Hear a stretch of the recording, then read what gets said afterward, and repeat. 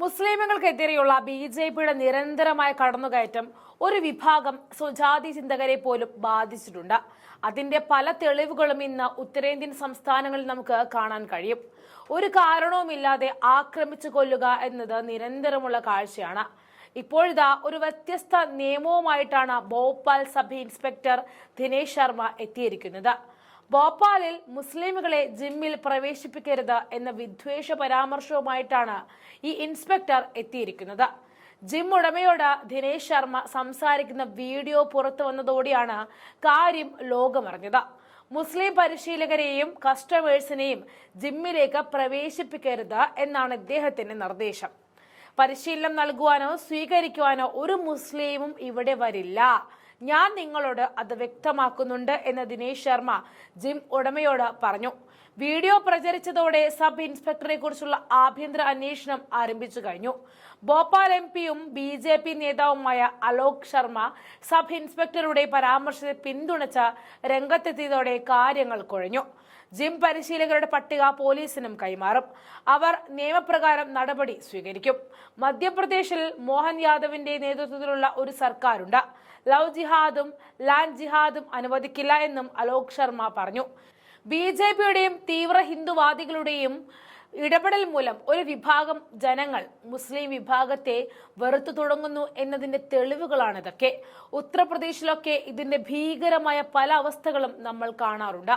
കഴിഞ്ഞ വർഷം ഇന്ത്യയിൽ കടുത്ത പോരാട്ടം നടന്ന ദേശീയ വോട്ടെടുപ്പിൽ ഹിന്ദു ഭൂരിപക്ഷത്തെ അണിനിരത്തുന്നതിന് വേണ്ടിയിട്ട് പ്രധാനമന്ത്രി നരേന്ദ്രമോദിയും അദ്ദേഹത്തിന്റെ ബി.ജെ.പിയും പ്രചാരണ വേളയിൽ മുസ്ലിമുകൾക്കെതിരെ പറഞ്ഞതിൽ പിന്നെ ആളുകളുടെ മനോഭാവത്തിൽ മാറ്റം വന്നു.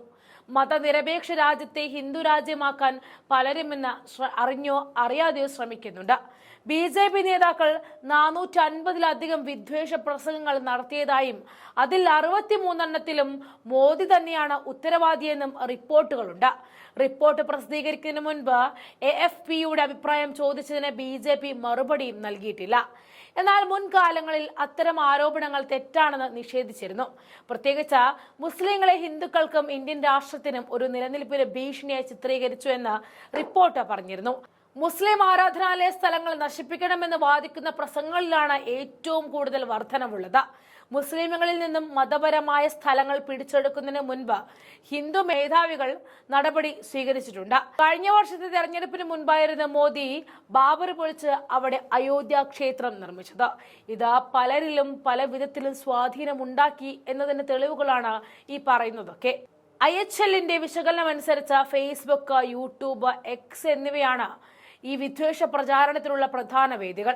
തെരഞ്ഞെടുപ്പിനിടെ മുതിർന്ന ബി.ജെ.പി. നേതാക്കൾ നടത്തിയ 266 ന്യൂനപക്ഷ വിരുദ്ധ വിദ്വേഷ പ്രസംഗങ്ങൾ പാർട്ടിയുടെയും അതിന്റെ നേതാക്കളുടെയും ഔദ്യോഗിക അക്കൗണ്ടുകൾ വഴി യൂട്യൂബ്, ഫേസ്ബുക്ക്, X എന്നിവയിലൂടെ ഒരേ സമയം സംപ്രേഷണം ചെയ്തതായിട്ടും റിപ്പോർട്ടുകൾ പറയുന്നുണ്ട്. അവർക്ക് പറയാമെങ്കിൽ ഞങ്ങൾക്കുമാകാം എന്ന മനോഭാവത്തിലേക്ക് എത്തിയിരിക്കുകയാണ് മിക്ക ജനങ്ങളും. വിഷം ചീറ്റുന്ന പാമ്പുകളാക്കി മോദി പല ഹിന്ദുത്വവാദികളെയും മാറ്റിയിരിക്കുന്നു എന്നതിന് ഏറ്റവും വലിയ തെളിവാണ് ഈ വരുന്ന വാർത്തകൾ.